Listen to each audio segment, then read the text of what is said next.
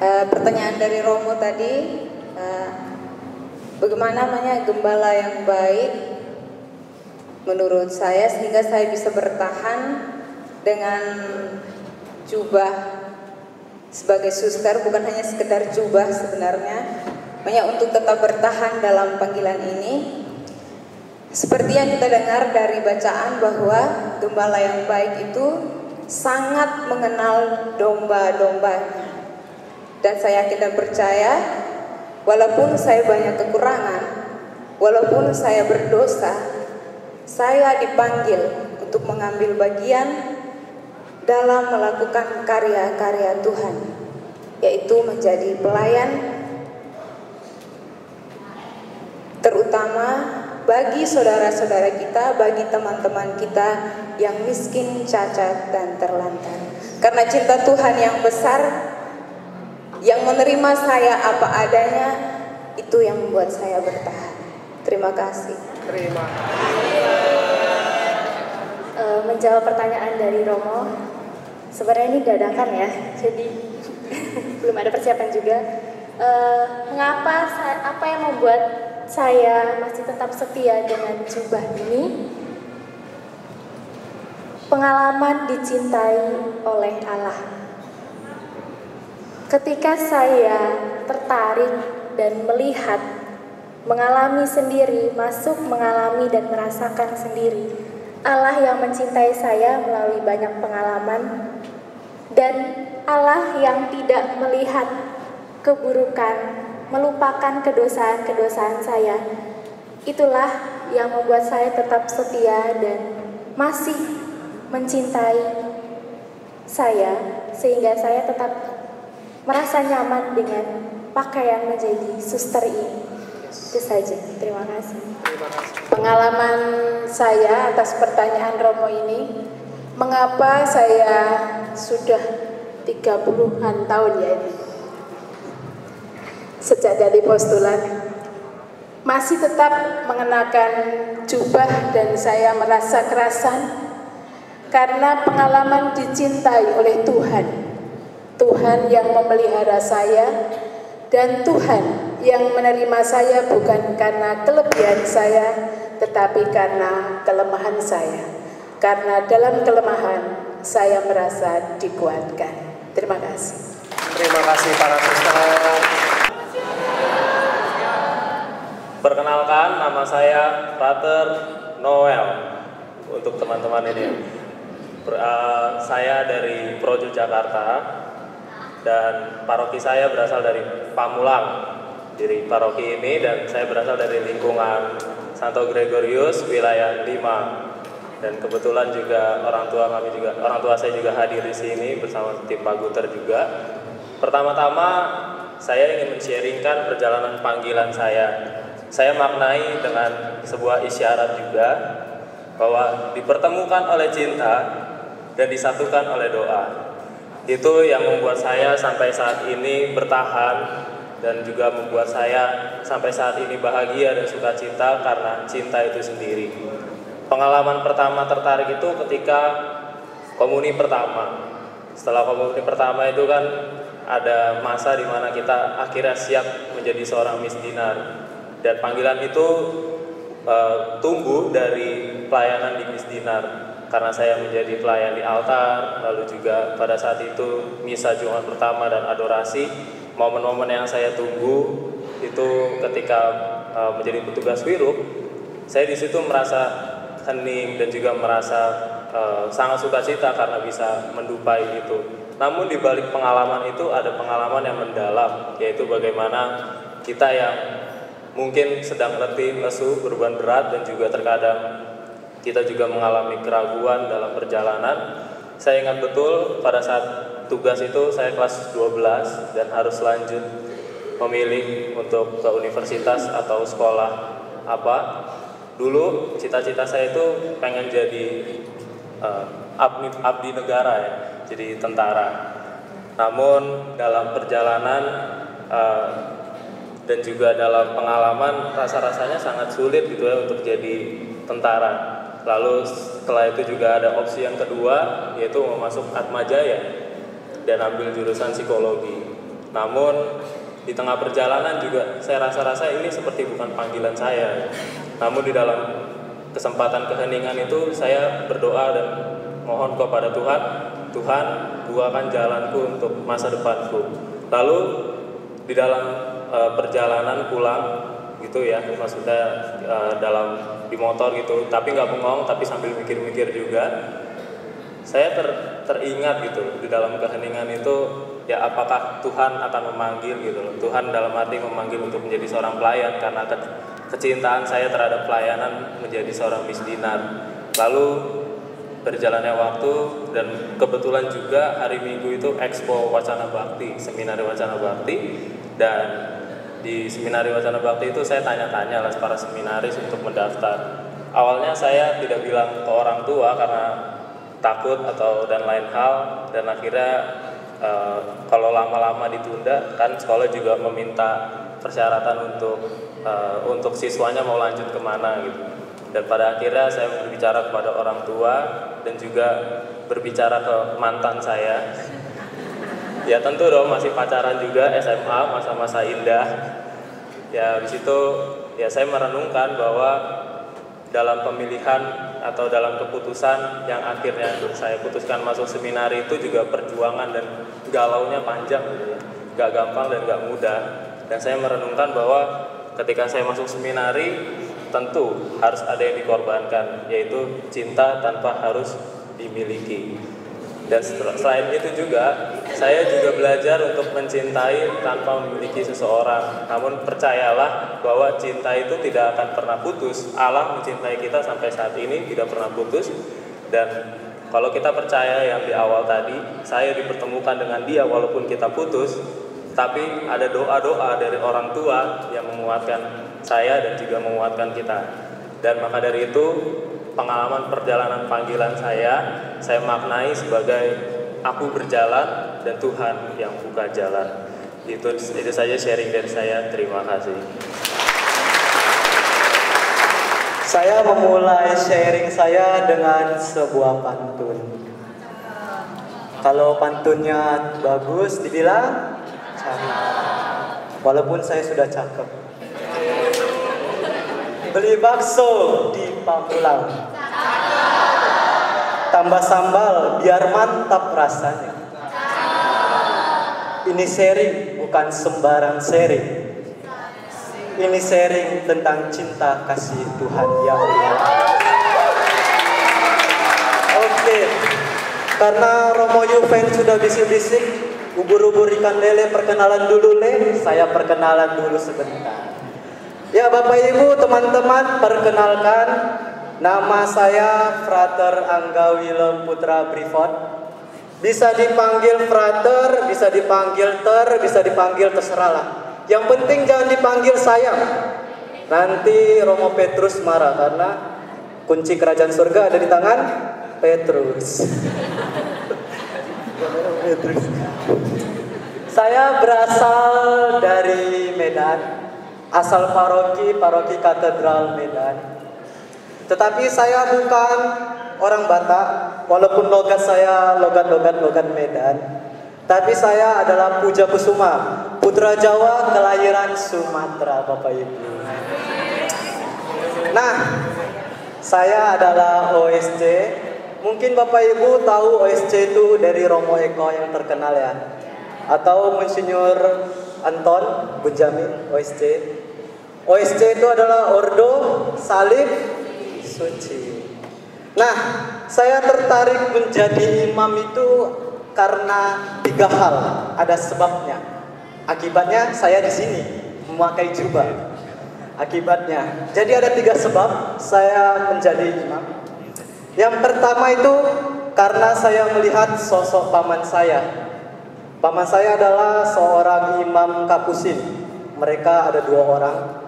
Anak pertama dan anak ke-8 paman saya adalah seorang imam kapusin Medan. Jadi saya tertarik karena mereka 2. Jadi kalau bisa ditanya guru, atau ditanya pembimbing misdinar, atau ditanya siapa yang jumpai saya, kamu cita-cita mau jadi apa? Saya selalu jawab jadi Romo. Yang kedua, kenapa saya mau menjadi romo atau imam? Karena kalau Bapak Ibu tahu di daerah Sumatera Utara itu, dalam satu paroki ada banyak stasi. Dan yang melayani umat di situ hanya 3 orang. Contoh, misalnya ada paroki di daerah Danau Toba memiliki stasi itu 32 dengan imam 3. Umat yang dilayani kurang lebih 6.000. Dan itu umat yang di stasi hanya menerima komuni atau mengikut perayaan Ekaristi itu sekali dalam 6 bulan.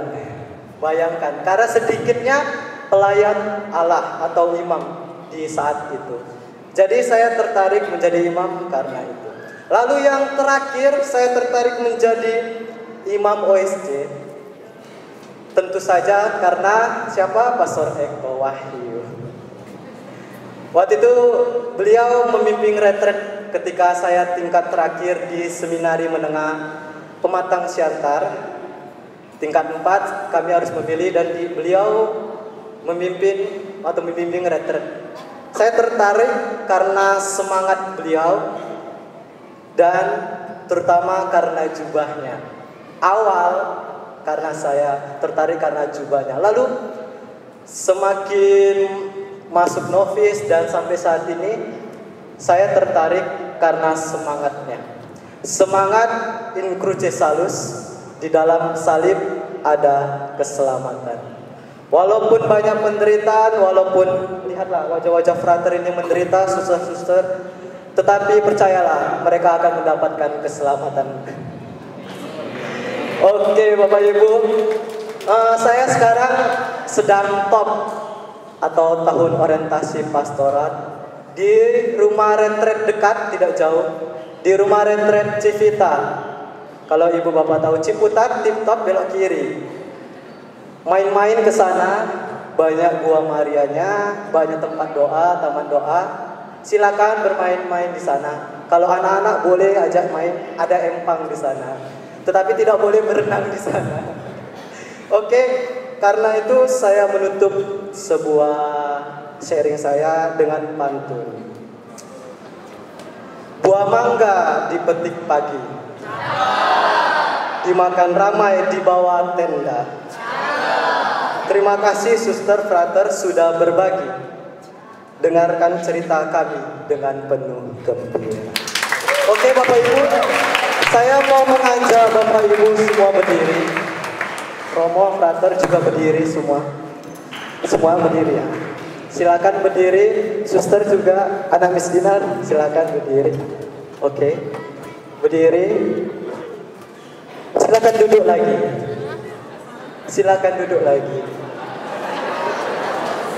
Begitulah Bapak Ibu panggilan kami. Kadang turun, kadang naik, tapi kami menjalani dengan penuh cinta. Terima kasih. Perkenalkan, saya Sister Evelyn CB. Saya dari Kongregasi Suster-Suster Cinta Kasih Santo Carolus Borromeus. Saat ini saya tinggal dan diutus serta berkarya di rumah retret Civita Youth Camp. Seperti yang tadi sudah diterangkan Pater Angga. Udah tahu belum? Udah pernah ke sana belum Bapak Ibu ke sana? Nah, mungkin ada yang belum ya. Tidak asing ya Civita ya. Baik. Terima kasih atas kesempatannya yang boleh saya terima untuk berbagi dan juga sharing sedikit pengalaman dalam panggilan. Kalau bicara tentang panggilan, ketertarikan, kenapa saya mau menjadi suster, itu berawal dari sebuah penolakan.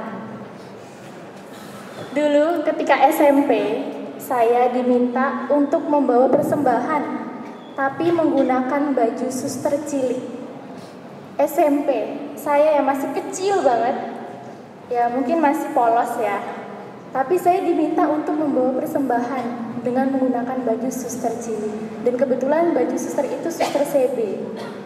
Papa saya minta, malam, dia bilang begini, "Dek, besok kamu bawa persembahan ya menggunakan baju suster."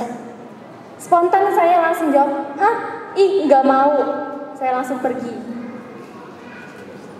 Pada saat itu saya tanpa sadar apa-apa ya, tanpa ada kesadaran juga tiba-tiba saya membentak papa saya, bilang, ih gak mau, saya langsung pergi.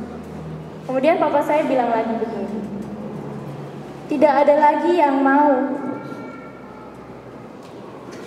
Kemudian saya pikir-pikir lagi, gak ada lagi yang mau. Terus papa mengandalkan saya gitu.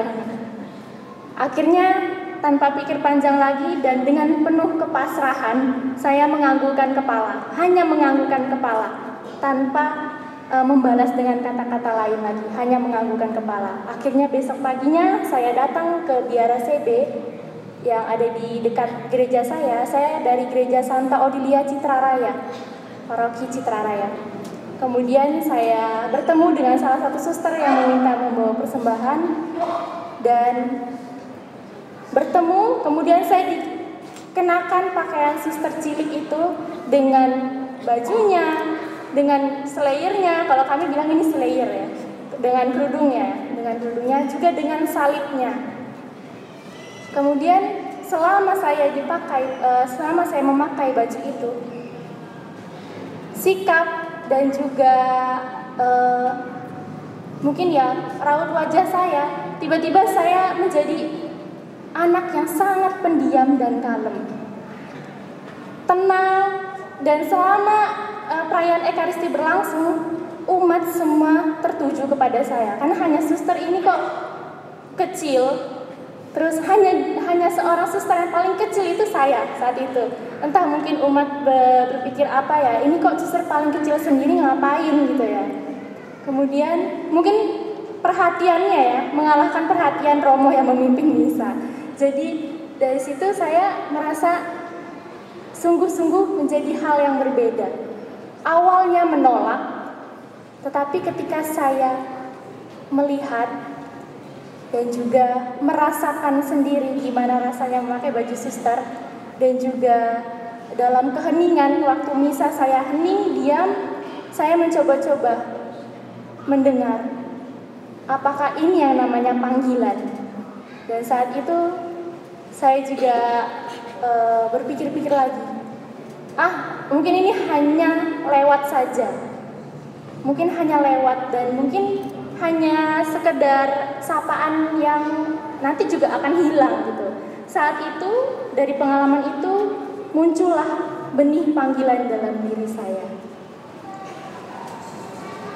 Kemudian ketika berjalannya waktu sampai saya SMA sempat hilang ya, karena saya sempat pacaran juga. Jadi hilang lagi panggilannya, kemudian muncul lagi kembali ketika kelas 3 SMA. Tapi saat itu saya tidak langsung mengatakan iya, karena saya pikir-pikir lagi, saya harus melanjutkan sekolah saya. Saya mungkin harus lanjut studi dulu, kuliah dulu. Kemudian dari situ tapi saya kembali dalam keheningan, dalam masa-masa yang mencari-cari apakah benar ini panggilan. Kok saya tertarik menjadi seorang suster. Kemudian saya mengatakannya kepada orang tua saya, kepada papa saya. Yakin kamu mau jadi suster? Kamu gak mau lanjut dulu kuliah? Gitu.